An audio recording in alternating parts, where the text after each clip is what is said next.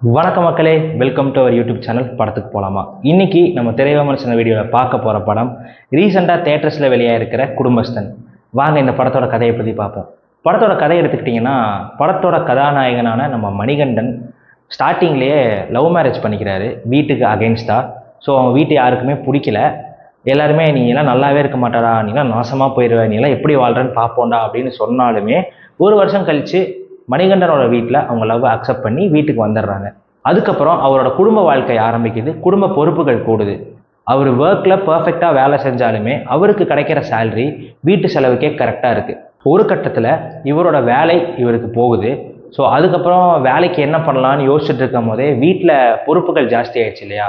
So அதனால் இவர் வெளியே வந்து கடன் வாங்குறாரு. இந்த சின்ன கடன் ஒரு பெரிய கடனாக மாறுது. இந்த பெரிய கடனை அவர் எப்படி அடைச்சாரா இல்லையா அப்படிங்கிறது தான் இந்த படத்தோட மீதி கதை. படத்தோட பாசிட்டிவ்ஸ் அப்படின்னு எடுத்துக்கிட்டோன்னா, பர்ஃபார்மன்ஸ் வைஸ் பார்த்தீங்கன்னா மணிகண்டன் வந்து ரொம்ப சூப்பராக பர்ஃபார்ம் பண்ணியிருந்தார். குட் நைட், லவ்வர், குடும்பஸ்தன் இந்த 3 படம் ஒரு படமுமே ஆக்டராக அவர் வந்து அடுத்தடுத்த ஒரு ப்ரோக்ரஷன் காட்டுறாரு. காமெடி சீன்ஸில் இருக்கட்டும், எமோஷ்னல் சீன்ஸில் இருக்கட்டும், எல்லாத்துலேயுமே ரொம்ப எக்ஸப்ஷனலாக பெர்ஃபார்ம் பண்ணியிருந்தார். படத்தில் மணிகண்டனோட ஒய்ஃபாக சான்வி மேக்னா அவங்க ப்ளே பண்ணியிருந்தாங்க. அவங்களுக்கு ஒரு நல்ல ரோல் கொடுத்துருந்தாங்க. ரொம்பவே நீட்டாக பண்ணியிருந்தாங்க. அப்புறம் நம்ம குரு சோமசுந்தரம் நடிச்சிருக்காரு. மணிகண்டனோட மாமாவாக வருவார். அவருமே அவருக்கு கொடுத்த ரோலை வந்து ரொம்பவே ப்ரில்லியண்ட்டாக பண்ணிட்டாரு. இது போக இந்த படத்தில் நக்கலைட்ஸ் டீம்லேருந்து மேக்ஸிமம் எல்லாருமே நடிச்சிருக்காங்க. எல்லாருமே ரொம்பவே சூப்பராக பண்ணியிருந்தாங்க. நம்ம லப்பர் பந்தில் கெத்துவோட ஃப்ரெண்டாக ஒருத்தர் வருவார்ல, அவரும் நக்கலைட்ஸில் இருக்கிற இன்னொருத்தரும் ஒரு காம்போ மாதிரி ஒரு அலப்பறை பண்ணுவாங்க.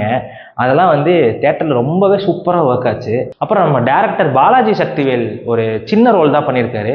ஆனால் ரொம்பவே அழகாக பண்ணியிருந்தார். படத்தோட கதை ரொம்ப சிம்பிள் கதை தான்.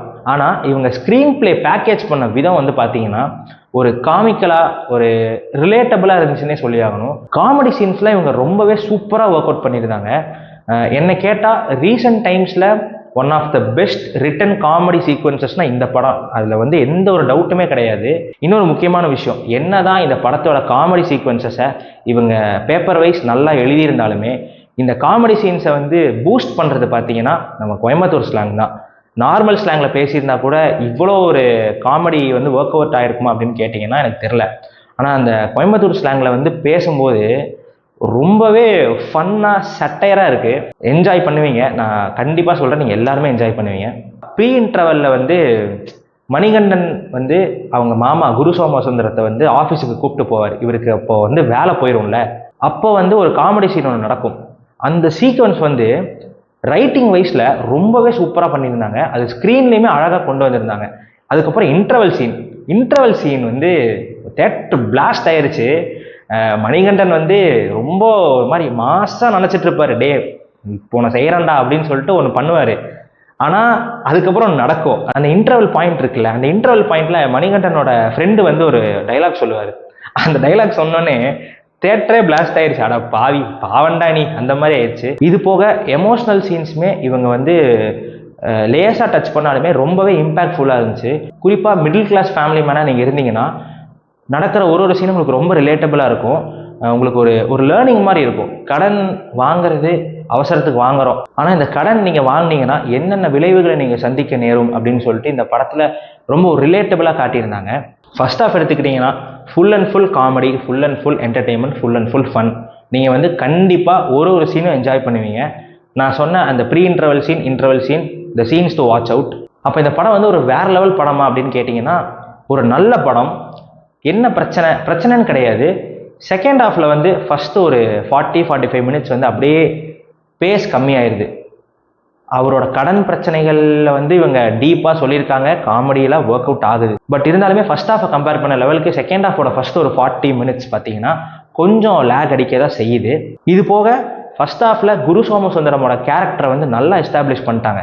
ஸோ அந்த கேரக்டர் வந்து செகண்ட் ஹாஃபில் வந்து அந்த கதையில் வரல, கதைக்கு வெளியே போயிருச்சு. அவரோட கேரக்டரோட ஆர்க்கை வந்து இவங்க கிளைமேக்ஸில் வந்து கரெக்டாக கனெக்ட் பண்ணி ஃபினிஷ் பண்ணிட்டாங்க. ஆனால் ஃபர்ஸ்ட் ஒரு 40-45 மினிட்ஸில் அவரோட கேரக்டர் வந்து கதைக்கு வெளியே ட்ராவல் ஆகுறதுனால அது ஒரு சின்ன ஒரு உறுத்தலாக எனக்கு இருந்துச்சு. மொத்தத்தில் இந்த படம் எப்படி இருக்குது அப்படின்னு கேட்டிங்கன்னா, இந்த படம் நீங்கள் ஃப்ரெண்ட்ஸோடையும் போகலாம், ஃபேமிலியோடையும் போகலாம். கண்டிப்பாக ஷார்ட்டாக நீங்கள் என்ஜாய் பண்ணுவீங்க. ஒரு கம்ப்ளீட்டான ஒரு என்டர்டெய்னர், ஒரு நல்ல படம். இந்த படத்தை தியேட்டரில் நீங்கள் கண்டிப்பாக மிஸ் பண்ணாமல் பார்க்க ட்ரை பண்ணுங்கள். இந்த படத்துக்கு நம்ம கொடுக்கக்கூடிய ரேட்டிங் எவ்வளோன்னு பார்த்தீங்கன்னா 3.75 ஸ்டார்ஸ் அவுட் ஆஃப் 5. மீண்டும் மற்றும் இதே மாதிரி இன்னொரு திரை விமர்சன வீடியோவில் உங்களை விரைவில் சந்திக்கிறேன். அதுவரை உங்களிடமிருந்து விடைபெறுவது உங்கள் சுதர்ஷன். வணக்கம். இந்த வீடியோ உங்களுக்கு பிடிச்சிருந்துச்சுன்னா லைக் பண்ணுங்கள், ஷேர் பண்ணுங்கள், சப்ஸ்கிரைப் பண்ணிடுங்க. அப்படியே அந்த பெல் பட்டனை கிளிக் பண்ணிடுங்க. ஸோ நம்மளோட வீடியோவோட நோட்டிஃபிகேஷன்ஸ் உங்களுக்கு உடனுக்குடனே வரும். Until then, stay tuned.